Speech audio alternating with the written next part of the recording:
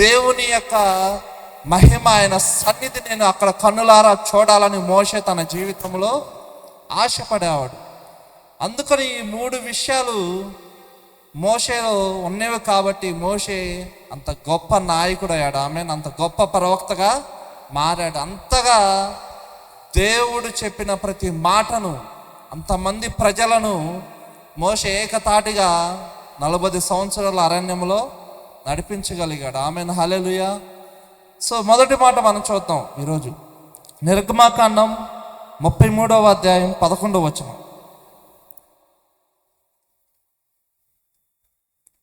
మనుష్యుడు తన స్నేహితుతో మాట్లాడినట్లు యెహోవా మోషేతో ముఖాముఖిగా మాట్లాడుచుండెను. తరువాత అతడు పాలెములోనికి తిరిగి వచ్చుచుండెను. అతని పరిచారకుడును నూను కుమారుడునైన యెహోషువ అను యవనస్తుడు గుడారంలో నుండి వెలుపలకు రాలేదు. హల్లెలూయా. ఏమిటంటే వాక్యం ఏం సెలవిస్తుంది? మనుష్యుడు తన స్నేహితునితో మాట్లాడినట్లు యెహోవా మోషేతో ముఖాముఖిగా మాట్లాడుచున్నాడు. హల్లెలూయా. చూడండి, మోషే జీవితం ఎందుకు అంత ప్రభావితం చేయబడిందంటే, దేవుడు ఏం చేశాడంట, స్నేహితుడు, ఒక మనుషుడు ఎలాగైతే తన ఫ్రెండ్స్తో, తన బంధువులతో, తన స్నేహితులతో, తన కుటుంబం వారితో, తనకి ఎవరైతే క్లోజ్గా ఉంటారో వారితో అన్ని మనసు విప్పి మాట్లాడుకుంటారు, తమ బాధలను చెప్పుకుంటారు, వారి సీక్రెట్స్ని పంచుకుంటారు. సో అలాగా దేవుడు ఏం చేసామంట, మోషేని ఒక ఫ్రెండ్గా ఏర్పరుచుకున్నాడు. హల్లెలూయా. మోషే తన ఇల్లంతటిలో మోషే నమ్మకమైన వాడని దేవుని వాక్యం సెలవిస్తుంది. సో చూడండి, మోషే ఏం చేశాడంటే, దేవుడు ఎలాగైతే ఒక మనుషుడు తన స్నేహితుడితో మాట్లాడతాడో, దేవుడు మోషేతో మాట్లాడడం ప్రారంభించాడు. ముఖాముఖిగా. హల్లెలూయా. ముఖాముఖిగా దేవుడు మోషేతో మాట్లాడడము ప్రారంభించాడు. సో ఎప్పుడైతే దేవుడు మోషేతో ముఖాముఖిగా ప్రారంభించాడో మాట్లాడడం,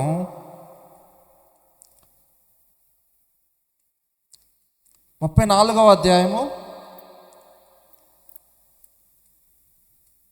29వ వచనం నుంచి చూద్దాం ఒకసారి. మోషే సీనాయి కొండ దిగుచుండగా శాసనములు గల 2 పలకలు మోషే చేతిలో ఉండెను. అతడు ఆ కొండ దిగుచుండగా ఆయన అతనితో మాట్లాడుచున్నప్పుడు తన ముఖ చర్మం ప్రకాశించిన సంగతి మోషేకు తెలిసి ఉండలేదు. హల్లెలూయా. చూడండి, ఎందుకు దేవుడు మోషేతో ముఖాముఖిగా మాట్లాడడం ప్రారంభించాడు. చూడండి, దేవుడు మోషేతో మాట్లాడాలనుకున్నప్పుడు ఏం చేస్తా అంటే, ఒక మహిమా మేఘము మోషే దగ్గరకు వస్తుంది. మోషేని ఏం చేస్తుందంటే, ఆ మేఘము సీనాయి కొండ మీదకి తీసుకుని వెళ్తుంది. ఎందుకు దేవుడు మోషేతో మాట్లాడాలనుకున్నాడు? తన ఆజ్ఞలను మోషే ద్వారా ప్రజలకు తెలియచేయడానికి, తన మనసులో ఉన్న ఆ ప్రేమను, తన మనసులో ఉన్న ఆ భావాన్ని దేవుడు మోషే ద్వారా తన ప్రజలకు వ్యక్తపరచాలనుకున్నాడు. హల్లెలూయా. సో ఇప్పుడు దేవునికి ప్రజలకు మధ్యలో ఎవరు? మోషే ఉన్నాడు. మనకు దేవునికి ఇప్పుడు మధ్యలో ఎవరున్నారు? యేసుక్రీస్తు ప్రభువారు ఉన్నాడు. హల్లెలూయా కదా. దేవునికి నరులకు మధ్యవర్తి ఎవరంట? ఇప్పుడు మన యేసు ప్రభువారు. హల్లెలూయా. సో ఆ సమయంలో దేవుడు ఏం చేశాడంటే, మోషేను సీనాయి కొండ మీదకి తీసుకెళ్ళాడు. 40 దినములు కదా, రేయింబావులు ఆహారము నిద్ర లేకుండా, నీరు లేకుండా 40 రాత్రి పగళ్ళు మోషే ఏం చేశాడంటే దేవునితో గడిపాడని వాక్యము సెలవిస్తుంది. దేవునితో మోషే గడిపాడు, దేవునితో మోషే మాట్లాడాడు, దేవుని స్వరాన్ని మోషే విన్నాడు. హల్లెలూయా. సో అందుకనే మోషే ప్రార్థించినప్పుడు ఏం జరిగిందంటే, అద్భుతాలు జరిగిన. ఎర్ర సముద్రం అంత పాయలుగా కదా, ఎర్ర సముద్రం చేల్చబడటం అంటే అంత సామాన్యమైన విషయము కాదు. ఆకాశం నుండి మన్నాను కురిపించడం అంటే అంత సామాన్యమైన విషయము కాదు. మోషే ప్రార్థించినప్పుడు ఆకాశం నుంచి అగ్ని గంధకములు పడ్డాయి. కప్పలు, తేళ్ళు కదా, మిడతలు. మోషే ప్రార్థిస్తే జరగని అద్భుతం అంటూ ఏది కూడా ఐగుప్తు దేశంలో లేదు. మోషే ప్రార్థించిన ప్రతి ప్రార్థనకు మోషే ఏం చేశాడంటే అద్భుతాన్ని చూశాడు. మన జీవితంలో కూడా మనం దేవుని దగ్గర నుంచి కదా ఆ అద్భుతాలు, మనం చేసే ప్రార్థనకు మనం జవాబును పొందుకోవాలంటే మన జీవితంలో ఉండవలసిన మొట్టమొదటి ప్రాముఖ్యమైన విషయం ఏమిటంట? మనం దేవునితో మాట్లాడగలిగే అనుభవం మనకు ఉండాలి. ఆమేన్, హల్లెలూయా. ముఖ దర్శనం చేసే అనుభవం మనకు ఉండాలి. దేవునితో గడపగలిగే అనుభవం మనకు ఉండాలి. ఎప్పుడైతే మోషే ముఖ దర్శనం చేయడం ప్రారంభించాడో, ఆమేన్. ముఖ దర్శనం అంటే ఏంటిది? ఎదురెదురుగా చూడటం. నేను మిమ్మల్ని ఎలాగ చూస్తున్నాను, మీరు కూడా నన్ను చూడగలుగుతారు. అలాగున మనం ప్రతిరోజు మన జీవితంలో మనం దేవుని యొక్క ముఖ దర్శనాన్ని మనం చేసినట్లయితే, దేవునితో మనం గడిపినట్లయితే కదా. మోషే దేవునితో గడిపాడు. ఎక్కువ సమయం ఎవరితో గడిపాడు? మోషే దేవునితోనే కదా. మోషే ఎక్కువ సమయం ఎక్కడ ఉండేవాడు? దేవునితో ఉండేవాడు. ఆమేన్. దేవుని దగ్గర ఉండేవాడు, దేవునితో గడిపేవాడు. ఆ జనాల మధ్యలో ఉండేవాడు కాదు. ఆమేన్. ఆ కొండ మీద, సీనాయి కొండ మీద ఎప్పుడు దేవునితో ఒక మంచి సహవాసాన్ని కలిగి ఉండేవాడు. సో మన జీవితంలో మనం ఎందరితో సహవాసం చేస్తూనే ఉన్నాం కదా. మనుషులతో కదా, వస్తువులతో, ఇంకా అనేకమైన వాటితో మనం ఏం చేస్తాం? సహవాసం చేస్తాం. దేవునితో మన సహవాసం చాలా తక్కువగా ఉంటుంది. ఆమేన్, హల్లెలూయా. దేవునితో మన సహవాసం ఏదో ఒక సమయంలో, ఏదో ఒక రోజులో, ఏదో ఒక నెలలో కదా, ఈ సంవత్సరంలో మనం ఎంతగా దేవునితో గడిపామో ఒకసారి మనం ఆలోచించుకుందాం. ఆమేన్. మనందరము ఎంతగా మనం దేవునితో ముఖాముఖిగా దేవుని దర్శనం చేసాం, ముఖాముఖిగా మనం ఎన్ని రోజులు మాట్లాడాం దేవునితో, ఎన్ని రోజులు మనం దేవునితో గడిపాం అనే విషయాలు మనం జ్ఞాపకం తెచ్చుకుంటే చాలా తక్కువగానే కనిపిస్తుంది కదా. చాలా తక్కువగా మనం దేవునితో మాట్లాడతాము, చాలా ఎక్కువగా మనుషులతో మాట్లాడతాం. చాలా తక్కువగా మనం దేవునితో గడుపుతాం, చాలా ఎక్కువగా మనం మన పనులతో గడుపుతాం. చాలా తక్కువగా మనం దేవునితో మన సమయాన్ని కేటాయిస్తాం. చాలా ఎక్కువగా దేవునితో కాకుండా వేరే విషయాలతో కదా మన సమయాన్ని మనము కేటాయిస్తాం. మనం తక్కువగా దేవుని దగ్గర కూర్చోకుండా ఎక్కువగా ఎక్కడో చోట, ఏదో ఒక సమయంలో, ఏదో ఒక ప్రాంతంలో ఎవరో ఒకరి దగ్గర మన సమయాన్ని వృధా చేసుకుంటాం. ఆమేన్, హల్లెలూయా. కానీ మోషే మాత్రం తన సమయాన్ని కదా, దేవుడిచ్చిన సమయాన్ని వృధా చేసుకోలేదు. దేవుడిచ్చిన భాగ్యాన్ని, ముఖ దర్శనం చేయడం అంటే అంత ఈజీ కాదు. ఆమేన్. దేవుని చూడడం అంటే అంత ఈజీ కాదు. హృదయ శుద్ధి గల వారు ధన్యులు, వారి దేవుని ఏం చేస్తారంట? అప్పుడు మోషే అంతగా తన హృదయాన్ని దేవుని ఎదుట పరిచాడు. ఆమేన్. మోషే అంత సాత్వికుడు ఎవరు లేరని దేవుని వాక్యము సెలవిస్తుంది. సాత్వికుడు అంటే ఏంటిది? దేవుని తెలుసుకోముందు మోషే ఎన్ని సంవత్సరాలు జీవించాడంట? 40 సంవత్సరాలు, 120 సంవత్సరాలు మోషే జీవించాడు. ఒక 40 సంవత్సరాలు ఎక్కడ ఉన్నాడు? ఐగుప్తు దేశంలో ఐగుప్తు రాజు కుమారుడుగా ఉన్నాడు. ఇంకో 40 సంవత్సరాలు ఎక్కడున్నాడు? గొర్రెలు కాసుకుంటా ఉన్నాడు. ఆమె తన మామ దగ్గర. ఇంకో 40 సంవత్సరాలు ఎక్కడున్నాడు? అరణ్యంలో తన ప్రజలను నడిపిస్తున్నాడు. సో మోషే కోపం ఎక్కువ. ఐగుప్తు దేశంలో ఉన్నప్పుడు ఏం చేశాడంట? ఒకరిని కొట్టి చంపేసి పాతి పెట్టేశాడు. తర్వాత ఏం చేశాడు? పారిపోయాడు. ఆమె పారిపోయిన తర్వాత గొర్రెలు కాసుకుంటా కదా ఒక పర్వతం దగ్గర చెట్లలో, ముళ్ళల్లో, ఆ పొదల్లో తిరుగుతూ ఉన్నప్పుడు ఆ కొండ మీద ఏం కనిపిస్తుందంట మోషేకి? ప్రతిరోజు మంట కనిపిస్తుంది. ఏంది ఇక్కడ వెలుగుతుంది, ఏంటో చూడాలని వెళ్ళాడు. వెళ్ళినప్పుడు అక్కడ దేవుని చేత మోషే పట్టబడ్డాడు. ఆమేన్, హల్లెలూయా. అప్పటి నుంచి దేవుని యొక్క మోషే యొక్క జీవితము మారిపోయింది. మోషే యొక్క జీవితానికి ఒక అర్థం అనేది తెలిసింది. మోషే తనని దేవుడు ఎందుకు మోషేని ఈ లోకానికి పంపించాడు, ఎందుకు తనను ఆ యొక్క మార్గంలో నడిపించాడో అప్పుడు మోషేకి తన యొక్క జీవితం విలువ అర్థమైంది. మన యొక్క జీవితం విలువ ఎప్పుడు మనకు తెలుస్తుందంట? దేవుని ప్రణాళిక ఎప్పుడు మన జీవితంలో తెలుస్తుంది? ఎలా తెలుస్తుంది? మనం దేవుని సన్నిధిలో ఉన్నప్పుడు. ఆమేన్. దేవునితో మనం మాట్లాడినప్పుడు. దేవునితో మోషే మాట్లాడినప్పుడు ఏం చెప్పాడంట? నువ్వు నా ప్రజలను విడిపించాలి, నేను నిన్ను వారి యొద్దకు పంపేస్తా అంటే మోషే ఏమన్నాడు? నేను నత్తివాణ్ణి కదా, పొట్టివాణ్ణి, నాకేమీ రాదు, నేను మాట్లాడలేనని మోషే సాకులు చెప్పినప్పుడు దేవుడు ఏం చెప్పాడు? నేను నీకు తోడుగా ఉన్నాను, నువ్వు వెళ్ళి నా ప్రజలను విడిపించని చెప్పాడు. ఆమేన్, హల్లెలూయా. అప్పుడు నిజమైన తన జీవితానికి, నిజమైన తన జీవితంలో ఉన్న దేవుని ప్రణాళికను మోషే గుర్తించగలిగాడు. అంత గొప్ప నాయకుడిగా మారగలిగాడు. అన్ని వేల మందిని, అన్ని లక్షల మందిని మోషే నడిపించగలిగాడు. మోషే వంటి ప్రవక్త ఇప్పటివరకు ఈ లోకంలో పుట్టలేదని సెలవిస్తా. ఆమేన్. కానీ యేసు ప్రభువారు ఏం సెలవిచ్చారు? మోషే కంటే గొప్పవాడు ఇక్కడ. సో అప్పుడు ఉన్న ప్రవక్తలందరిలో మోషేని మించిన నాయకుడు లేడు, మోషేని మించిన ప్రవక్త లేడు. మోషే దేవునితో మాట్లాడినట్లుగా మాట్లాడిన ప్రజలు, వ్యక్తి కానీ ఆ రోజుల్లో లేరు. మోషే చేసిన అద్భుతాలు చేసిన వారు ఎవరు లేరు. సో అందుకనే మోషే దేవునితో, దేవుడు మోషేతో స్నేహితులు మాట్లాడుకున్నట్లు మాట్లాడుకున్నాడు. దేవుడు తన విషయాలన్నీ మోషేకు పంచుకున్నాడు. ఏం చేయాలో చెప్పేవాడు, తన ప్రజలను ఎలా నడిపించాలో చెప్పేవాడు. సో ప్రతిరోజు దేవునితో మాట్లాడుతా ఏమాడంట? చివరికి మోషే ఏమయ్యాడు? దేవుని యొక్క ఆ తేజస్సు, ఆ ప్రకాశం చేత నింపబడ్డాడు. ఆమేన్, హల్లెలూయా. 45 రోజులు దేవుని దగ్గర ఉన్నప్పుడు మోషే ఎలా మారిపోయాడంట?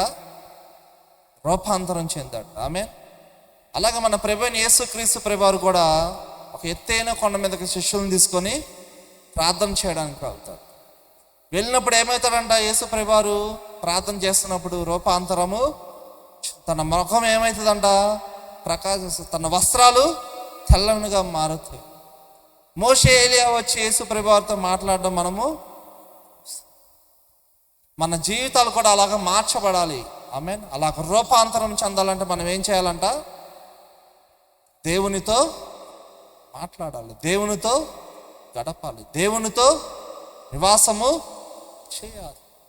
తన జీవితంలో మోషే చేసిన పని ఏంటిదంట? ఎప్పుడు దేవునితో మాట్లాడాడు. దేవుడు ఎప్పుడు మోషేతో మాట్లాడాడు. మరి ఇప్పుడు ఎలాగ దేవుడు మనతో మాట్లాడతాడు?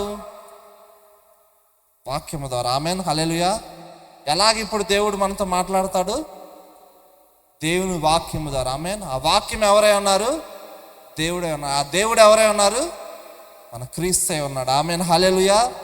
సో అప్పుడు దేవుడు మోషే ద్వారా తన ప్రజలతో మాట్లాడాడు. మరి ఇప్పుడు దేవుడు ఈ వాక్యము ద్వారా నీతో, నాతో, మనందరితో ప్రతిరోజు, ప్రతి నిమిషం, ప్రతి క్షణం ఆయన మాట్లాడుతూనే ఉంటాడు. ఆమేన్, హల్లెలూయా. సో మోషే జీవితం అంత ప్రభావితం చేయబడడానికి కారణం ఏంటిదంట? మోషే ముఖాముఖిగా దేవునితో మాట్లాడే అనుభవంలో ఉన్నాడు. ఆమేన్. మోషే దేవునితో గడిపే అనుభవంలో ఉన్నాడు. ఆమేన్. మోషే ప్రతిరోజు దేవుని మాట వినే అనుభవంలో. సో మనం కూడా దేవుని మాట వినేవారిగా ఉండాలి. ఆమేన్. మన జీవితంలో ప్రతి విషయంలో మనం నడిపించబడాలన్నా, ప్రతి విషయంలో మనం ఆశీర్వదించబడాలన్నా, ప్రతి విషయంలో మనం దేవుని చేత నడిపించబడాలన్నా, ఏ పని చేసినా దానికి జవాబు రావాలన్నా, మనం పైకి ఎదగాలన్నా, మన ఒక ఉన్నతమైన స్థానంలో మన కుటుంబం ఉండాలన్నా ప్రమాణం ఏంటి? దానికి మనం దేవుని మాట వినేవారిగా, 2 దేవునితో మాట్లాడేవారిగా, 3వది దేవునితో గడిపేవారిగా మనము. మోషే తన సమయాన్ని, తన జీవితాన్ని ఉన్నన్ని రోజులన్నీ కూడా దేవునికి కేటాయించాడు. ఆమె. సో మరి మన ఈ సంవత్సరంలో ఎన్ని రోజులు మనం దేవునికి కేటాయించుంటాం? ఎన్ని రోజులు నువ్వు దేవునితో మాట్లాడి ఉంటావు? ఎన్ని రోజులు నువ్వు దేవుని వాక్యాన్ని చదివి ఉంటావు?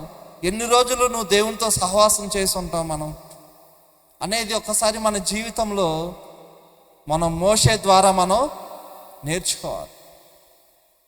ఒకటేంటిదంట, మోషే ఎప్పుడు దేవుని ముఖ దర్శనాన్ని చేసేవాడు. అందుకే మోషే ప్రార్థించినప్పుడు మన్నా వరకు కురవలేదు. ఆమె కదా, మోషే ప్రార్థించినప్పుడు ఎర్ర సముద్రం ఊరకనే 2 పాయలుగా అవ్వలేదు. మోషే ప్రార్థించినప్పుడు శత్రువుల మీద విజయం ఊరకనే రాలేదు. ఆమె దాని వెనక మోషే ఏం చేశాడంట, దేవునితో గడిపాడు. ఆమె దేవునితో ఉన్నాడు, దేవుని దగ్గర ఉన్నాడు, దేవుని సన్నిధిలో ఉన్నాడు, దేవుని పాదాల దగ్గర ఉన్నాడు. ఆమె దేవుని తేజస్సుతో నింపబడి ఉన్నాడు, దేవుని మహిమతో నింపబడి ఉన్నాడు. మోషే ఎక్కడికి వెళ్తే అక్కడ దేవుని సన్నిధి ప్రత్యక్షమే, దేవుని దూతలు అక్కడ ప్రత్యక్షమే, పరలోకమే అక్కడ దిగి వచ్చేది. ఆమెన్, హల్లెలూయా. అంతగా మోషే తన జీవితాన్ని దేవునిలో కట్టుకున్నాడు. ఆమెన్, అంతగా దేవునిలో ఎదిగాడు, అంతగా తన జీవితాన్ని మార్చుకున్నాడు. అప్పుడే అటువంటి అద్భుతాలు తన జీవితంలో దేవుడు జరిగించాడు, తన ద్వారా జరిగించాడు. ఆమెన్, హల్లెలూయా. రెండో మాట చదువుదాం. నిర్గమకాండం 33వ అధ్యాయము 18వ వచనం. అతడు, దయచేసి నీ మహిమను నాకు చూపమనగా, ఆయన, నా మంచితనం అంతయు నీ ఎదుట కనపరచెదను, యెహోవాను నామమును నీ ఎదుట ప్రకటించెదను. నేను కరుణించు వాని కరుణించెదను, ఎవని యందు కనికరపడేదనో వాని యందు కనికరపడేదనెను. ఆమేన్, చాలు, హల్లెలూయా. సో రెండో మాట ఏంటిదంట, మోషే ఏమి అడిగాడు దేవుణ్ణి? అతడు, దయచేసి నీ మహిమను నాకు చూపు. మొదటిది దేవుడు ఏం చేశాడంటే ఎప్పుడు మోషేతో ముఖాముఖిగా మాట్లాడాడు. మోషే కూడా దేవునితో ముఖాముఖిగా మాట్లాడాను. రెండోది ఏంటిదంట, మోషే దేవుని మహిమ చేత ఎప్పుడు నింపబడేవాడు. ఆమేన్, హల్లెలూయా. ఎప్పుడు తనతో దేవుని మహిమ ఉండాలని కోరుకునేవాడు, దేవుని మహిమ నేను చూడాలని కోరుకునేవాడు, దేవుని మహిమ చేత నడిపించబడాలని కోరుకునేవాడు. తను ఎక్కడ ఉంటే, తను ఏ ప్లేస్లో ఉన్నా, ఏ ప్రదేశంలో ఉన్నా, ఎక్కడ ఉన్నా సరే దేవుని మహిమ నాతో ఉండాలి. ఆమేన్. మోషే కోరిక ఏంటిదంట, దేవుని మహిమ నాతో ఉండాలి. సో అందుకనే మోషే ఏం చేశాడంట, దయచేసి నీ మహిమను నాకు చూపి. ఎప్పుడైతే మనం దేవుని మహిమ చేత నింపబడతామో, ఎప్పుడైతే మన జీవితంలో దేవుని మహిమ చూపించబడుతుందో, ఎప్పుడైతే దేవుని మహిమ మన జీవితాల్లో విడుదలవుతుందో, ఏమవుతుందంట, మన జీవితం రూపాంతరం చెందుతుంది. ఆమేన్. మన జీవితం ఏమవుతుందంట, రూపాంతరము చెందుతుంది. చూడండి, ఆ కొండ మీదకి వెళ్ళినప్పుడు మోషే దేవుని మహిమ చేత నింపబడ్డాడు, తన జీవితం రూపాంతరం చెందింది. ఆమేన్. దేవుని మహిమ చేత తన ముఖం ఏమైందంట, ప్రకాశించబడింది. అక్కడున్న ప్రజలు ఎవ్వరూ కూడా మోషే ముఖాన్ని చూడలేకపోయారు. కనీసం మోషేకి కూడా తెలియదంట ఎందుకు మోషే ముసుగేసుకున్నాడంట. అంతటి తేజస్సుతో మోషే ఆ మహిమ చేత నింపబడి క్రిందకు వచ్చి. సో దేవుని మహిమ చేత మనం నింపబడటం వల్ల మన జీవితంలో ఏం జరుగుతుంది, మన జీవితము రూపాంతరం చెందుతుంది. ఆమేన్, హల్లెలూయా. రెండోది ఏమవుతుందంట, మన జీవితం దేవుని తేజస్సుతో నింపబడుతుంది. ఆమేన్. మూడోది ఏంటిదంట, మన జీవితంలో జరగవలసిన ఆగిపోయిన ప్రతి కార్యము కూడా ఆ మహిమ ద్వారా జరగడం మొదలవుతుంది. సో చూడండి, మోషే జీవితం మనం చూసినట్లయితే దేవుని మహిమ తన జీవితంలో లేకుండా మోషే ఏ పని చేయలేదు. ఆమేన్. అసలు అక్కడి నుంచి ఒక అడుగు వేయటానికి కూడా మోషే ఇష్టపడలేదు. దేవుని మహిమ చేతనే ప్రతి అద్భుతం మోషే తన జీవితంలో చూపించగలిగాడు ఫరోకి. ఆమేన్, హల్లెలూయా. అంతగా మోషే జీవితం ప్రభావితం చేయబడ్డానికి కారణం ఏంటిదంటే, రెండోది దేవుని మహిమ. ఆ దేవుని మహిమ చేత ఎప్పుడైతే మన జీవితాలు, మన కుటుంబాలు మనం నింపబడతామో మన జీవితము మారిపోతుంది. ఆమేన్, హల్లెలూయా. మన జీవితం ఏమవుతుందంట? మారిపోతుంది.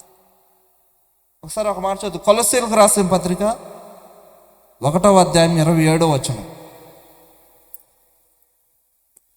అన్యజనులలో ఈ మర్మము యొక్క మహిమైశ్వర్యం ఎట్టిదో అది అనగా మీ యందున్న క్రీస్తు మహిమా నిరీక్షణ ఉన్నాడన్న సంగతి దేవుడు తన పరిశుద్ధులకు తెలియపరచగోరి ఇప్పుడు ఆ మర్మమును వారికి బయలుపరచెను. ఆమేన్, హల్లెలూయా. చూడండి, ఆ మహిమ ఎవరై ఉన్నారంటే ఇప్పుడు క్రీస్తే. ఆమేన్, హల్లెలూయా.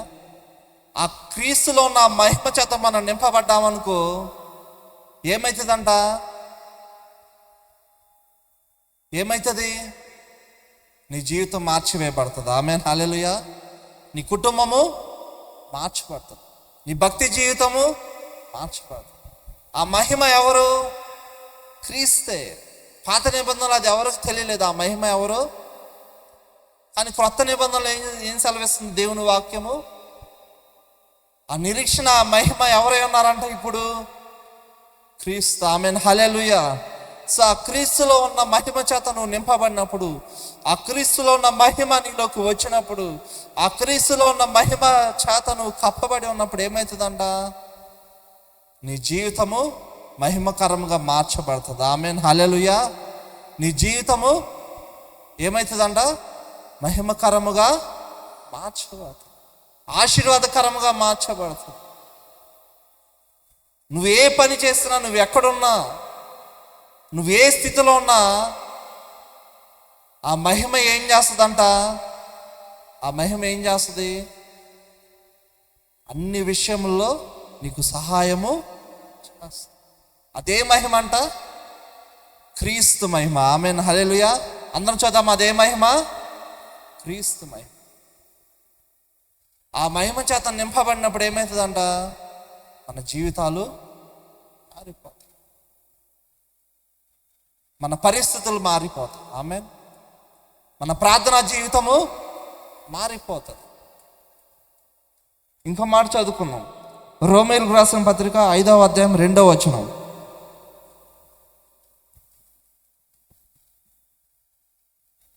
మరియు ఆయన ద్వారా మనం విశ్వాసము వలన ఈ కృపయందు ప్రవేశము గలవారమై అందులో నిలిచి ఉండి దేవుని మహిమను గూర్చిన నిరీక్షణను బట్టి అతిశయపడుచున్నాము.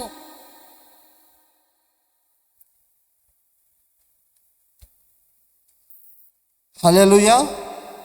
చూడండి, మరియు ఆయన ద్వారా మనము విశ్వాసము వలన ఈ కృపయందు ప్రవేశము గలవారమై అందులో నిలిచి ఉండి దేవుని మహిమను గూర్చిన నిరీక్షణను బట్టి అతిశయపడుచున్నాము. ఆమేన్, హల్లెలూయా. సో మన యొక్క అతిశయం దేనిలో ఉందంట? దేవుని మహిమ. మన నిరీక్షణ కూడా ఎవరు? దేవుని మహిమ. సో చూడండి, దేవుడు అంతటి ఆధిక్యతను దేవుడు మనందరికీ దయచేశాడు. పాత నిబంధనలో దేవునితో మాట్లాడడం, దేవుని మహిమను పొందుకోవడం అంటే అంత ఈజీ కాదు. దేవుని దగ్గరకు రావడం అంటే అంత ఈజీ కాదు. అన్ని ఆజ్ఞలు ఉండేవి. కానీ క్రొత్త నిబంధనలో ఆ కృప అనేది దేవుడు మనకు ఉచితముగా ఇచ్చాడు. నువ్వు దేవుని దగ్గర రావచ్చు, దేవునితో మాట్లాడవచ్చు, నువ్వు దేవునితో సహవాసం చేయొచ్చు, దేవుని మహిమ చేత నింపబడవచ్చు, ఆయన కృప చేత నువ్వు నింపబడవచ్చు. నువ్వు అన్నీ ఉచితముగా పొందుకోవచ్చు. నీకు ఏ అర్హత లేకపోయినా, నువ్వు ఎటువంటి పరిస్థితుల్లో ఉన్నా సరే నువ్వు అవన్నీ కూడా నువ్వు పొందుకోవచ్చు. కానీ పాత నిబంధనలు అలాగ ఉండదు.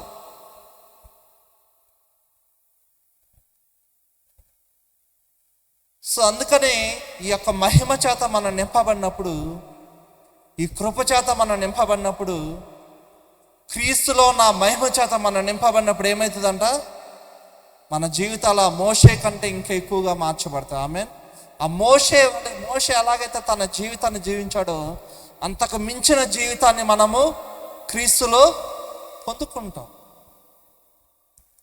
సో అందుకని మోషే తన జీవితాన్ని కదా, తన యొక్క సమయాన్ని, తన యొక్క జీవితకాలం అంతా కూడా మోషే ఏం చేశాడంట? దేవుని మహిమ కోసం ఎదురు చూశాడు. నీ మహిమ నాకు కావాలి, నీ సన్నిధి నాకు కావాలి, నీ ముఖదర్శనం నాకు కావాలి, నీతో ముఖాముఖిగా నేను మాట్లాడాలి ప్రభు అని మోషే ఆశపడ్డాడు. ఆమేన్, హల్లెలూయా. మన జీవితంలో కూడా అటువంటి ఆశ ఈరోజు నుంచి, ప్రభు నీ ముఖదర్శనం నేను ఈరోజు నుంచి చేయాలి, నీ మహిమతో నేను నింపబడాలి అని ఎప్పుడైతే మనం అడిగినప్పుడు, మోషే దయచేసి నీ మహిమను నాకు చూపన్నప్పుడు దేవుడు ఏం చేశాడంటే తన మహిమను మోషేకి చూపించాడు. దేవుని మహిమ అంటే ఏంటిదంటే ఇక్కడ వాక్యంలో దేవుని దయ, ఆమె క్యారెక్టర్, దేవుని యొక్క గుణగణాలు, దేవుని స్వభావమే, తన దయ, కృప, మంచితనము కదా, తన ప్రేమ, ఇవన్నీ కూడా ఏంటి అంట దేవుని మహిమలో ఇమిడి ఉన్నాయి. తన మంచితనం అంతా మోషే ఎదుట దేవుడు కనపరిచాడు. అది మహిమ. ఆమె మహిమలో ఉన్న ఒక భాగం మంచితనం, ఆమె మహిమలో ఉన్న భాగం ఒక దయ కదా, ఒక ప్రేమ, కరుణ. ఇవన్నీ ఏంటి అంట దేవుని యొక్క స్వభావాలు, ఆమె దేవుని యొక్క క్యారెక్టర్. అందుకని దేవుని వాక్యం ఏం సెలవిస్తుంది? క్రీస్తు యేసు కలిగిన మనసుని మీరు కలిగి. మనసు అంటే ఏంటి? స్వభావం. ఆ స్వభావాలన్నీ ఎప్పుడు మనలోకి వస్తాయంట? మనం దేవుని మహిమ చేత నింపబడినప్పుడు ఆ క్రీస్తులో ఉన్న స్వభావాలన్నీ మనలోనికి వస్తాయి. మోషే దేవుని మహిమ చేత నింపబడ్డాడు కాబట్టి ఇశ్రాయేల్ ప్రజలు సనుగుతున్నారు మోషే మీద కదా, మాకు మాంసం లేదా, మాకు నీళ్లు లేవు కదా, మాకు సరైన బట్టలు లేవు. ప్రతి విషయంలో ఇశ్రాయేల్ ప్రజలు ఏం చేస్తున్నారంటే మోషేని సనుగుతున్నారు, మోషే మీద గొడవ పడుతూ ఉన్నారు. కానీ మోషే ఏం చేశాడు? దేవుని దగ్గర పరిగెత్తాడు. ప్రభువా, వాళ్ళకి దాహం అవుతుంది, నీళ్ళు కావాలి, వాళ్ళకి ఆకలి అవుతుంది, మాంసం కావాలి, వాళ్ళు నడవడానికి నువ్వు దారి చూపాలి. పగలు మేఘస్తంభము, రాత్రి అగ్నిస్తంభం. ప్రజలు మోషే మీద సనిగారు. మోషే ఎక్కడికి వెళ్ళేవాడు? దేవుని దగ్గరికి వెళ్ళాడు. అంత సాత్వికము కదా, అంత ఓర్పు, సహనం ఎక్కడి నుంచి వచ్చిందంట మోషేలో? అది దేవుడిది కాబట్టి మోషే, దేవుని స్వభావం ఎవరిలోకి వచ్చిందంట? మోషేలోకి వచ్చింది. ఇప్పుడు మోషేని తన ప్రజల ఎదుట దానిని కనబరుస్తాడు. దేవుని మహిమ మోషే ద్వారా ప్రతి స్థలములో బయలుపరచబడేది. ఆమె అరణ్యంలో ప్రతి చోట మోషే ద్వారా దేవుడు తన మహిమను బయలుపరిచాడు. మోషే ద్వారా దేవుడు తన స్వభావాన్ని బయలుపరిచాడు. దేవుని క్యారెక్టర్ ఏంటో మోషే ద్వారా దేవుడు తన ప్రజలకు చూపించాడు. దేవుడు ఎంత క్షమించేవాడో మోషే తన ప్రజలకు చూపించేవాడు ఆ క్షమ. ఆమె దేవుడు ఎంత ప్రేమించేవాడో మోషే అది చూపించేవాడు. అక్కడ దేవుడు ఎంత దయ చూపించేవాడో మోషే దేవుని క్యారెక్టర్ని అక్కడ చూపించేవాడు. ఆమెన్, హల్లెలూయా. మనము కూడా అలాగ ఉండాలి. ఆమెన్. మనము కూడా దేవుని క్యారెక్టర్, దేవుని యొక్క స్వభావాలు, దేవుని మహిమను మన ద్వారా మనం చూపించేవారిగా ఉండాలి ఈ లోకానికి. ఆమెన్. ఒక ఐగుప్తు దేశానికి మోషే నిలబడి ఏం చేశాడంటే దేవుని యొక్క మహిమను చూపించాడు ఫరోకి. దేవుని యొక్క స్వభావాన్ని మోషేకి చూపించాడు. ఆమె దేవుని యొక్క శక్తిని మోషే ఒక్కడ ఐగుప్తు దేశానికి చూపించాడు. మన జీవితాల్లో కూడా అలాగ ప్రభావితం కావాలంట, అలాగా మన జీవితాన్ని మనం మలుచుకోవాలంటే ఏం కావాలంట? ప్రతిరోజు ప్రతి క్షణము మనం దేవుని మహిమ చేత నింపబడాలి. ప్రార్థనలో కూర్చో, ప్రభా నీ మహిమ చేత నన్ను నింపు, ప్రభా ముఖాముఖిగా నువ్వు నాతో మాట్లాడు అని ఎప్పుడైతే మనం ప్రార్థించడం, దేవుని అడగడం మొదలు పెడతాడో దేవుడు మన జీవితాల్లో తన మహిమను విడుదల చేయడము ప్రారంభిస్తాడు. రోమీయులకు రాసిన పత్రిక 8వ అధ్యాయం 18వ వచనం. మన ఎడల ప్రత్యక్షము కాబో మహిమ ఎదుట ఇప్పటి కాలపు శ్రమలు ఎనతగినవి కావని ఎంచుచున్నాము. ఆమేన్, హల్లెలూయా. మన ఎడల ప్రత్యక్షం కాబోయే మహిమ ఎదుట ఉమ్, ఇప్పటి కాలపు శ్రమలు ఎనతగినవి కావని ఎంచుచున్నాము. ఆమేన్ హల్లెలూయా. నువ్వు ఎప్పుడైతే దేవుని మహిమ చేత నింపబడతావో నీకు ఆ శ్రమలన్నీ కూడా నీకు ఎలా అనిపిస్తాయి అంట? ఎలా అనిపిస్తవి? ఈ శ్రమలుగానే అనిపించు. మోషే దేవుని మహిమ చేత నింపబడ్డాడు కాబట్టి అన్ని లక్షల మందిని కదా, అంత పెద్ద బాధ్యతని ముందుండి ఒక్కడే నడిపించగలడు. ఎలాగ సాధ్యం? మన కుటుంబంలో, మన చిన్న కుటుంబాన్ని నడిపించుకోవడానికే మనకి తలనొప్పి వస్తుంది కదా, నిద్ర పట్టదు, నిద్రలేని రాత్రులు గడుపుతాం. రేపు ఏం చేయాలి, ఫీజు ఎలా కట్టాలి, పిల్లల్ని ఎలా చదివించాలి, రేపు తినడానికి, కూరగాయలకి కదా, హాస్పిటల్కి, మందులకి కదా, ఇల్లు కట్టుకోవడానికి, పిల్లల బాధ్యతలకి, వాళ్ళ చదువులకి, పెళ్ళిళ్ళకి, ఇవన్నీ మన కుటుంబంలో చిన్న బాధ్యతల్ని మనం ఎంతో కష్టంగా అనుకుంటాం. కానీ చూడండి, మోషే 40 లక్షల మందిని నడిపించాడంటే అది దేవుని మహిమ ద్వారా తప్పితే ఇంకా మరి దేని వల్ల కాదు. మనుషుడైతే నడిపించలేడు, అప్పుడే వెళ్ళిపోయేవాడు మోషే. మోషేకున్న బలహీనతను బట్టి అప్పుడే వెనక్కి వెళ్ళిపోవాల్సిన వాడు. ఆమెన్. సో ఎప్పుడైతే దేవుని మహిమ చేత మనం నింపబడతామో మన శ్రమలన్నీ కూడా శ్రమలుగా అనిపించవు. అందుకని యేసు ప్రభువారు ఏం చేశాడంట? ప్రతిరోజు తండ్రి మహిమ చేత నింపబడ్డాడు కాబట్టి అన్ని శ్రమలు మన కోసం భరించాడు. ఆమెన్. ఉమ్మి వేయించుకున్నాడు, పిడిగుద్దులు తిన్నాడు, సిలువ మోసాడు, మేకులు కొట్టించుకున్నాడు. అన్ని శ్రమలు పొందినా సరే ఆయన దానిని ఏం చేశాడంట? నీ కోసం, నా కోసం శ్రమలుగా ఎంచలేదు. సో మన జీవితంలో ఎప్పుడైతే మనం దేవుని మహిమ చేత నింపబడతా ఉంటామో మనకు వచ్చే శ్రమలన్నీ కూడా అవన్నీ వెళ్ళిపోతాయి, వెనక్కి వెళ్ళిపోతాయి. మనకు కష్టం అనిపించదు, బాధ అనిపించదు. శ్రమలను బట్టి నువ్వు దేవుని విడిచిపెట్టి వెనక్కి వెళ్ళిపోవాలనే ఆలోచన కూడా నీకు.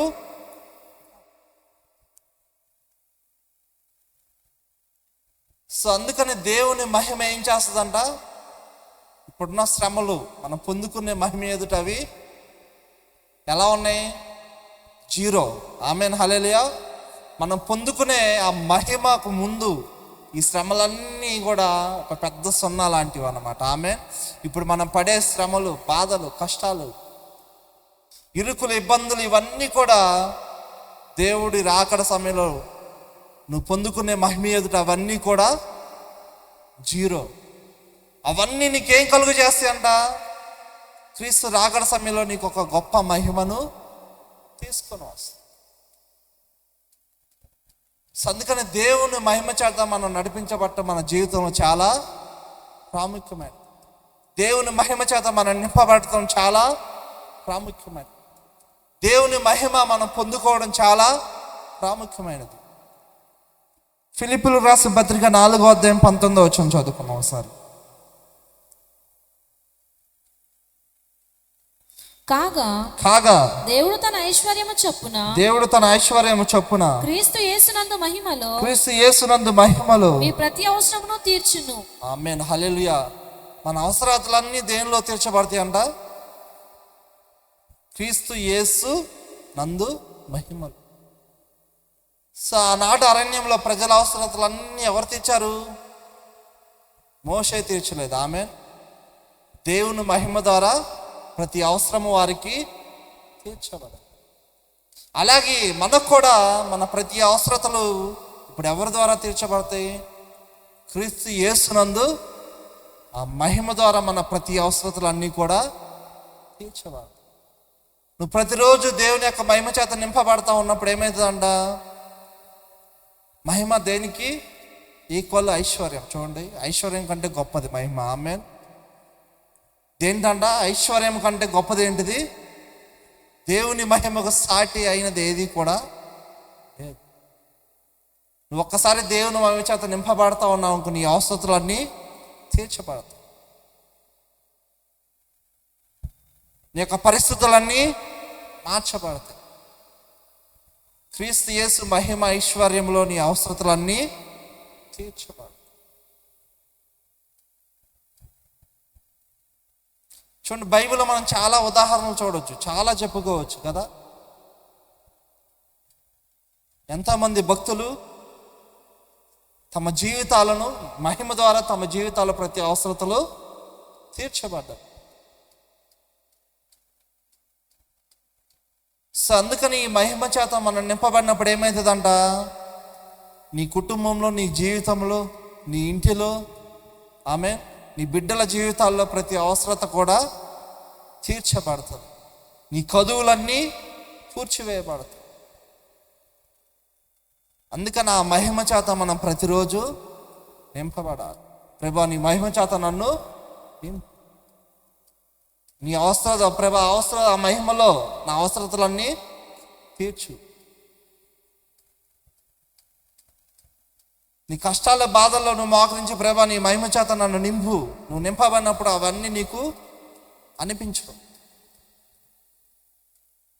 సో అందుకని మోషే జీవితము అంతగా మహిమకరంగా మార్చబడటానికి కారణం ఏంటిదంట, ఒకటి దేవునితో ముఖాముఖిగా గడపడం, రెండు దేవుని మహిమ చేత నింపబడటం. దేవుని మహిమను నింపబడ్డాడు. దేవుని మహిమ తను కనులారా చూడగలిగాడు. ఇంకో మాట చెప్పి మనం ముగించుకుందాం. నిర్గమకాండం 33వ అధ్యాయము 9 నుంచి 11 వచనం. మోషే ఆ గుడారంలోనికి పోయినప్పుడు మేఘస్తంభము దిగి ఆ గుడారపు ద్వారమందు నిలువగా యెహోవా మోషేతో మాట్లాడుచుండెను. ప్రజలందరూ ఆ మేఘస్తంభము ఆ గుడారపు ద్వారమున నిలుచుట చూచి లేచి ప్రతివాడును తన తన గుడారపు ద్వారమందు నమస్కారము చేయుచుండిరి. మనుష్యుడు తన స్నేహితుడితో మాట్లాడినట్లు యెహోవా మోషేతో ముఖాముఖిగా మాట్లాడుచుండెను.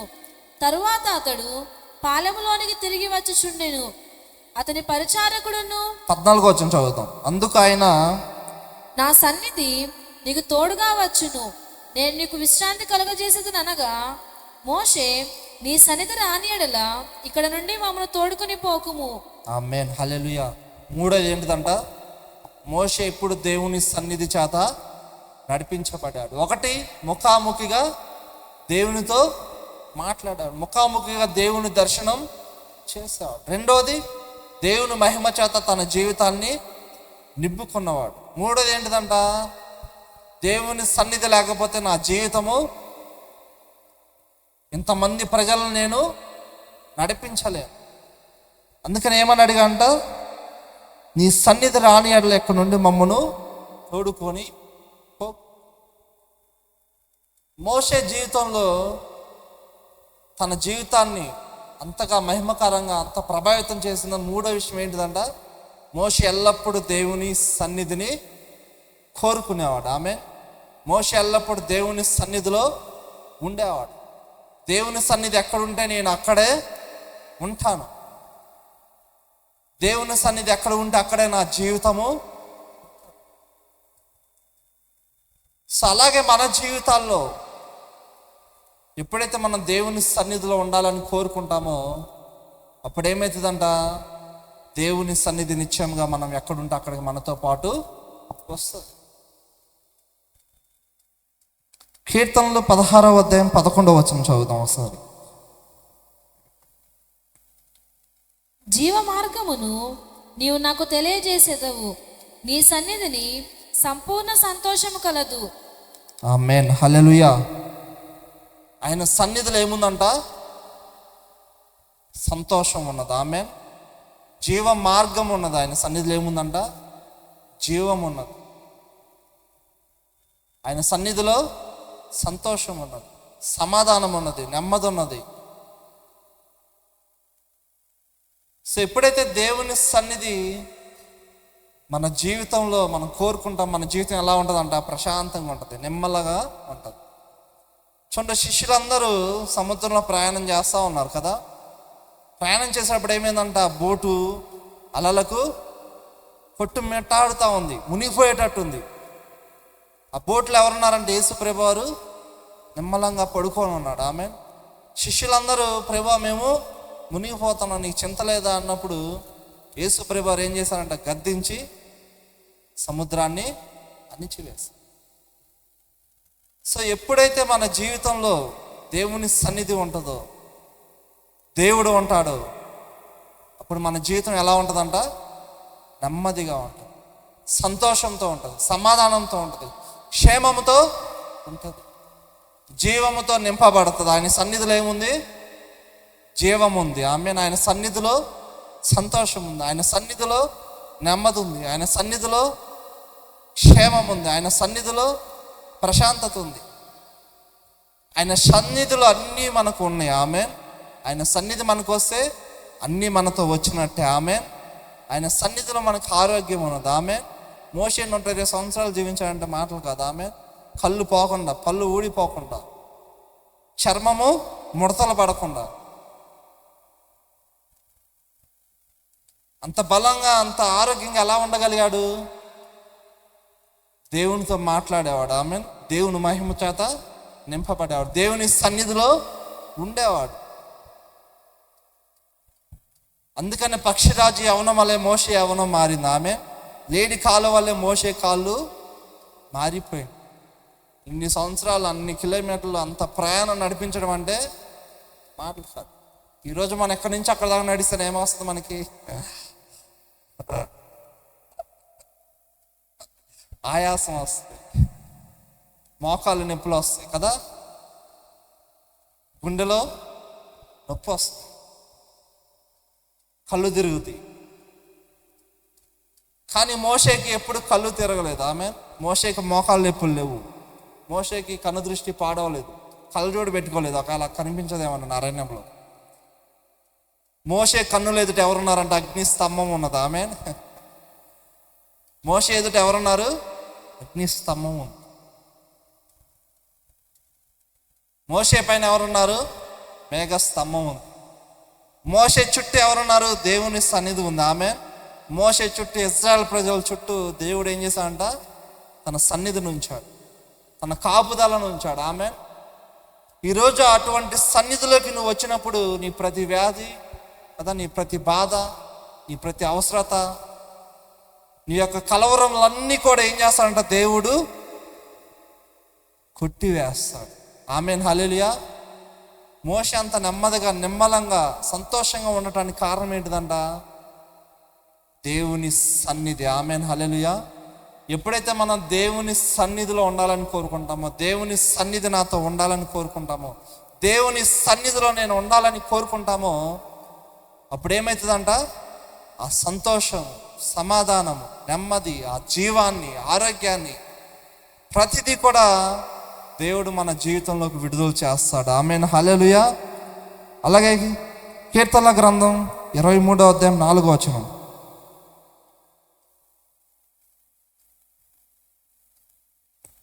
గాఢాంధకారపు లోయలో నేను సంచరించినను ఏ అపాయమునకు భయపడను. నీవు నాకు తోడయ్యుందువు. నీ దుడ్డు కర్రయు నీ దండమును నన్ను ఆదరించును. హల్లెలూయా. చూడండి, ఎప్పుడైతే దేవుని యొక్క సన్నిధి మనకు తోడుగా ఉంది, ఏమైందంట? నువ్వు ఎక్కడ సంచరించినా నీకేమి అపాయము రాదు. నీకెవరు తోడుంటారంట? నీ దుడ్డు కర్ర, నీ దండం. మోషే చేతిలో ఏముందంట? ఏముంది? దేవుని కర్ర, దేవుని యొక్క దండం ఉంది. అంటే అదేంటిదంట? అధికారం. సో ఎప్పుడైతే దేవుని యొక్క దండం మోషే చేతిలో ఉందో, ఇశ్రాయేలు ప్రజలు ఏ తెగులు లేదు. ఏ వ్యాధి లేదు, వారికి ఏ కొరత లేదు. సో అలాగే కీర్తనలో దావీదు ఏం సెలవిస్తున్నాడు? గాఢాంధకారపు లోయలో నేను సంచరించిన నేను భయపడను, ఎందుకంటే నీ దండము, నీ దుడ్డు కర్ర నన్ను ఆదరించు. నువ్వు దేవుని సన్నిధిలో ఎప్పుడైతే నువ్వు ఉంటావో, దేవుని సన్నిధి నువ్వు ఎప్పుడైతే కోరుకుంటావో, దేవుని యొక్క సన్నిధి నిన్ను ఆదరించడము. దేవుడు చూడండి, దావీదు యొక్క జీవితాన్ని మనం చూసినట్లయితే, దావీదు ఒంటరివాడు ఎప్పుడు. కదా, దావీదు ఎప్పుడు ఉన్నా కూడా ఎక్కడ ఉండేవాడు? మనుషులతో తక్కువ ఉండేవాడు. గొర్రెల కాపరి, గొర్రెలతో ఎక్కువగా నివాసం చేసేవాడు. ఎప్పుడు తన జీవితాన్ని ఒంటరితనంతోనే గడిపాడు. గొర్రెల దగ్గర ఎప్పుడు దేవుని సన్నిధిలో ఏం చేసేవాడంట? దేవుణ్ణి స్తుతించేవాడు. ఎప్పుడు తన ఒంటరి జీవితాన్ని ఎప్పుడు తను ఒంటరిగా ఫీల్ అవ్వలేదు దావీదు తన జీవితంలో. ఎందుకని?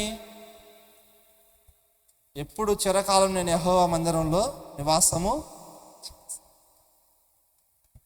దావీదుకున్న ఆశ ఏంటిదంట? నేను ఆయన మందిరంలో నివాసము చేయాలి, ఆయనతో నేను సహవాసము చేయాలి. ఆయన కొరకు ఏం చేస్తున్నాడంటే దావీదు ఆశపడతా ఉన్నాడు. ఆమేన్.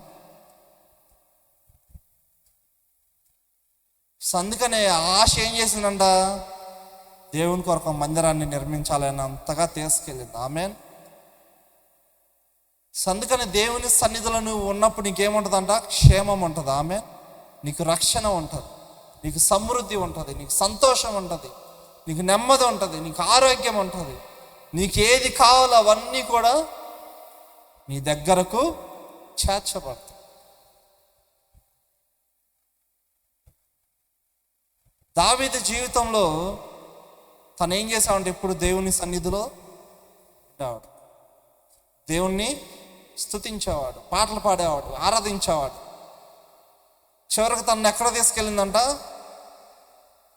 ఇశ్రాయేలు ప్రజలకు రాజుగా ఆ సింహాసనంలో కూర్చునేవాడుగా ఆ దేవుని సన్నిధి తనను అంతగా. సో మోషే ఎప్పుడు దేవుని సన్నిధిలో ఉన్నాడు కాబట్టి మోషే ద్వారా అంతగా దేవుని కార్యాలు బయలుపరచబడ్డాయి. దేవుడు అంటే ఎవరో ఫరోకు తెలుసు. సో మనము కూడా మన జీవితాల్లో ఎప్పుడైతే మనం కూడా మన జీవితంలో ముఖదర్శనం చేస్తాం, దేవునితో ముఖాముఖిగా మాట్లాడతాము, ప్రతిరోజు దేవుని మహిమ చేత మనం నింపబడడం ప్రారంభిస్తాము, దేవుని సన్నిధిని మనం కోరుకుంటాము, ఆశపడతాము. నేను దేవునితోనే ఉండాలి, దేవుని సన్నిధిలో నేను ఉండాలి, ఎక్కువ సమయం నేను దేవునితో గడపాలని నువ్వు ఎప్పుడైతే నువ్వు నిశ్చయించుకుంటావో నీ జీవితం కూడా మహిమకరంగా మార్చబడుతుంది. ఆమె నీ కుటుంబం కూడా మహిమకరంగా మార్చబడుతుంది, ఆశీర్వదించబడుతుంది. ఆ కలవరాలు, ఆ భయాలు, ఆందోళనలు అన్నీ కూడా తొలగించబడుతుంది, ప్రశాంతంగా ఉంటావు. ఆమె ఒక పక్క కల్లోలం అయిపోయినా సరే నువ్వేం చేస్తావు, యోనా బోటులో పడవలో ఉన్నప్పుడు యోనా ఏం చేస్తున్నాడంట, మంచిగా నిద్రపోతున్నాడు. ఆమె అటువంటి ప్రశాంతమైన నిద్ర దేవుడు మనకిస్తాడు. అందరూ ఏం చేస్తున్నారంటే తమ దేవతలకి ప్రార్థన చేస్తున్నారు, ఏ బోటు మునిగిపోతుందని. కానీ యోనా మాత్రం క్షేమం కుట్టినట్టుగా లేదు. తమ ప్రియులను నిద్రించి ఉండగా దేవుడు వారికి ఏం చేస్తాడంట, అది దేవుడు కలుగు చేసే నిద్ర. ఆమెన్. నువ్వు నిద్రపోతున్నా సరే దేవుడు నిన్ను ఆశీర్వదిస్తాడు. ఆమెన్. నీకు నెమ్మది కలుగుతుంది, ప్రశాంతమైన నిద్ర లేదు ఈ రోజుల్లో అందరికీ. ఈ రోజుల్లో ఏం లేదంట అందరికీ. ఈ రోజులు చాలా ముఖ్యమైన ఏంటి అంటే, ఒకటి ఆరోగ్యం ముఖ్యం. ఆమెన్. 2 ప్రశాంతమైన నిద్ర ముఖ్యం. 3 సంతోషం ముఖ్యం, సమాధానం, నెమ్మది ముఖ్యం. ఈ రోజుల్లో 3 లేవు, మిగతా అన్నీ ఉన్నాయి. ఆరోగ్యం బదులు అనారోగ్యం ఉంది. ఆమె సంతోషం బదులు బాధలు, కష్టాలు, నెమ్మది లేకపోవడం. నిద్ర బదులు ఏమున్నాయి, నిద్రలేని రాత్రులు గడపడం. ఆమె అది కూడా ఒక రాగమే. భయం, ఆందోళన, రేపు ఏమవుతుంది, బ్రతుకు, కుటుంబము, పిల్లలు, నేను చనిపోతే ఏమవుతుంది.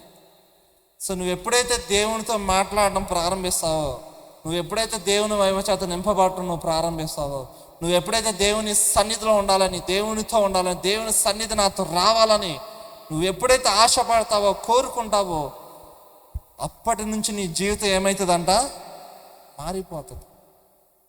లేకపోతే ఆ ఇశ్రాయేలు ప్రజలు ఏమయ్యారంట, 40 లక్షల మంది, చివరికి ఎంతమంది మిగిలారు, 2 మిగిలారు. అంతేనా? ఎందుకు? వారు దేవుని మహిమను ఏం చేశారంట, లెక్క చేయలేదు. దేవుని సన్నిధిలో వారు ఉండటానికి ఎప్పుడు తిండుకోవాలా, ఇంకా బట్టలు కోవాలా, నీళ్ళ కోవాలా,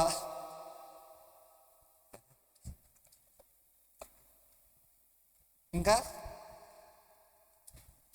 చాలా గోళల్లో వాళ్ళు ఏం చేశారంట, దేవుని సన్నిధిని వాళ్ళు ఉండడానికి ఇష్టపడలేదు. ఏమన్నారంట మోషేని, అక్కడ సమాధులు లేకనే ఇక్కడికి మమ్మల్ని తీసుకొచ్చాం. ఇంకా దేవునితో వాళ్ళు ముఖాముఖిగా దేవునితో మాట్లాడే అనుభవం వాళ్ళకి లేదు. ఏమన్నారంట, ఒకవేళ దేవుడు మాతో మాట్లాడితే మేము అక్కడే చచ్చిపోతాం. మోషే ఆమేన్. అందుకనే దేవుడు మోషేని ఎన్నుకున్నాడు. ఆమేన్.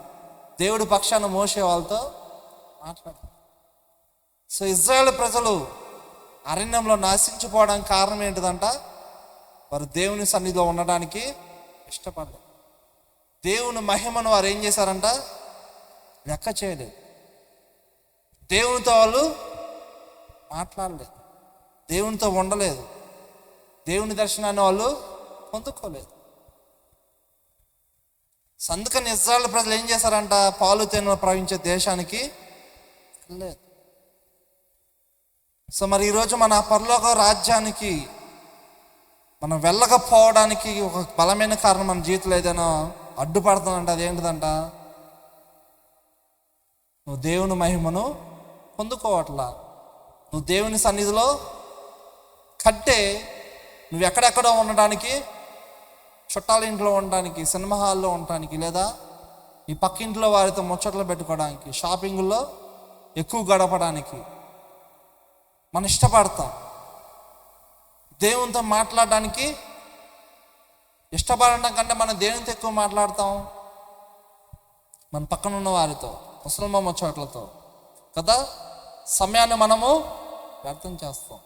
వీటన్నిటికీ పర్యవసానం మనం ఏం చేస్తామంటే చివరిలో మన జీవితము అల్లకొల్లాలం అవడానికి కారణము దేవుని మహిమ చేత మన జీవితంలో దేవుని మహిమ లేకపోవడం, దేవుని సన్నిధిలో మనము లేకపోవడం, దేవునితో ముఖాముఖిగా మనము మాట్లాడడం అంటే ఏంటి? దేవునితో ప్రార్థన చేయడం, ఈ బాధలు చెప్పుకోవడం. ఇవన్నీ చేయలేనప్పుడు వారే ఎక్కడికి వెళ్ళలేదంట? కానానికి వెళ్ళలేదు. మోషే అక్కడ ఆగిపోయాడు.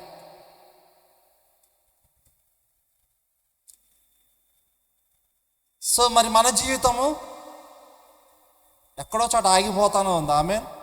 మోషే అందుకే భయపడ్డాడు. నీ సన్నిధి ఆగిపోతే మీ అరణ్యంలోనే చచ్చిపోతాం, ఇక్కడే నశించిపోతాం. అందుకని మోషే ఏం చేశాడంటే తన జీవితంలో భయపడ్డాడు. నీ సన్నిధి లేకపోతే మేము అయిపోతాం, నశించిపోతాం. మా జీవితంలో మేము ఏది పొందుకోలేము, మా అవసరతలు తీర్చలేను, ఇంతమంది ప్రజలకు నేను అన్నం పెట్టలేను, భోజనం పెట్టలేను, వారి అవసరతలు నేను తీర్చలేను. మోషే భయపడ్డాడు. అందుకే నీ సన్నిధి నాకు రాకపోతే నేను ఒక్క ఇంచు కూడా ఎక్కడి నుంచి కదలను. మరి మన జీవితంలో మనం ఎన్నిసార్లు అలాగ అడుగుంటాం? ప్రభా ఇదిగో నువ్వు లేకపోతే నేను ఈ పని చేయలేను, నా కుటుంబాన్ని నడిపించలేను, నా బిడ్డలను నడిపించలేను. కానీ మనం ఏమనుకుంటాం? కష్టం రెక్కల పడి నా కుటుంబాన్ని నేను పోషిస్తాను, నా బిడ్డలను చదివిస్తాను. సో మోషే భయపడటానికి కారణం ఏంటిదంట? అంతమందిని నడిపించాలంటే భయం. అన్ని వేల మంది, అన్ని లక్షల మందిని కదా కానాను దేశానికి తీసుకువెళ్ళాలంటే భయం. అందుకనే దేవుడు ఏం చేశాడంట? తన జీవితంలో దేవుని మహిమను కోరుకున్నాడు. మోషే తన జీవితంలో దేవుని సన్నిధి కావాలని ఆశపడ్డాడు. మోషే తన జీవితంలో దేవునితో నేను ముఖాముఖిగా మాట్లాడాలని ఆశపడ్డాడు. దేవుని సన్నిధిలో నేను నడవాలని ఆశపడ్డాడు. దేవుని మహిమ రాకపోతే నేను లేను, శూన్యమని మోషే తన జీవితాన్ని చేయించు. అందుకని మోషే ఏం చెప్పాడంట? నీ సన్నిధి రాకపోతే నేను సాధన ఎక్కడే ఉంటాం. మనం కూడా ఎప్పుడైనా అలా ప్రార్థన చేస్తుంటాం, ప్రభా ఇదిగో నీ సన్నిధి నువ్వు లేకపోతే మా జీవితాలు ఎక్కడ ఉంటాయి, మేము ఎక్కడ ఉంటాం? ఈ పూరు గుడిసెలోనే ఉంటాం, ఈ వ్యాధుల్లోనే ఉంటాం, ఈ బాధల్లో, కష్టాల్లో, నష్టాల్లోనే మేము ఉంటాం. ప్రభా నీ సన్నిధి మాకు కావాలి, నీ మహిమతో నింపు, మా అవసరతలు తీర్చు, మాతో మాట్లాడని మనం ఎప్పుడైనా మన జీవితంలో అడుగుంటామా? అందుకని మన జీవితాల్లో మార్పు రావడం లేదు, మన జీవితాల్లో ఆశీర్వాదము రావడం లేదు. ఎప్పుడైతే దేవుని మహిమ, దేవుని సన్నిధి, ఆయన ముఖ దర్శనం చేస్తామో మన జీవితాలు ఎప్పుడు వెలుగుతూనే ఉంటాయి. ఆమేన్. హల్లెలూయా. మన కుటుంబాలు, మన చుట్టూ ఉన్న ప్రతిదీ కూడా ఏమవుతుందంట? దేవుని మహిమ చేత. ఆమేన్. హల్లెలూయా. అందుకని ఒకటేంటిదంట? మోషే తన జీవితం అంతగా ఎదగటానికి, అంతగా నాయకుడిగా మారటానికి, అన్ని వేల మంది నడిపించడానికి కారణం ఏంటిదంట? ఒకటి, మోషే దేవునితో ముఖాముఖిగా మాట్లాడాను, దేవునితో గడిపే అనుభవం. రెండోది, దేవుని మహిమను చూడాలనే ఆశ. మూడోది, నీ సన్నిధి రాకపోతే నేనేమి చేయలేదు, నీ సన్నిధి నాకు కావాలి ప్రభు అని మోషే ఆశపడ్డాడు. కాబట్టి తన జీవితం అంతగా మహిమకరముగా మార్చబడింది. సో మన జీవితం మనం ఎప్పుడైతే క్రీస్తుతో ఉండాలనుకుంటామో, క్రీస్తు మహిమను పొందుకోవాలనుకుంటామో, క్రీస్తు సన్నిధిలో మనం ఉండాలనుకుంటాం, మన జీవితాలు కూడా అంతగా మార్చబడతాయి. ఆమేన్. ఆయన మహిమ చేత నింపబడతాం, ఆయన తేజస్సు చేత నింపబడతాం.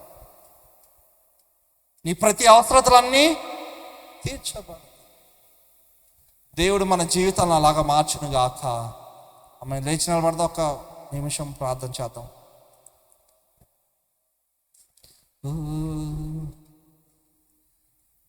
తండ్రి మీకు వందనాలు, వందనాలు. అందరము రెండు చేతులు పైకెత్తి ఒక్క నిమిషం, సమయం అయిపోయింది, ఒక్క నిమిషం. తండ్రి మీకు వందనాలు, వందనాలు, వందనాలు, వందనాలు, వందనాలు. ప్రభువా నీకు వందనాలు, వందనాలు. అయ్యా మీకు స్తోత్రాలు ప్రభా.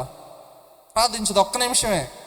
అయ్యా ఈరోజు నీ మహిమతో నేను ఇక్కడి నుంచి వెళ్ళాలి, నీ సన్నిధితో వెళ్ళాలి అయ్యా, నీ ప్రభావంతో నేను వెళ్ళాలి ప్రభా. ప్రార్థించదు.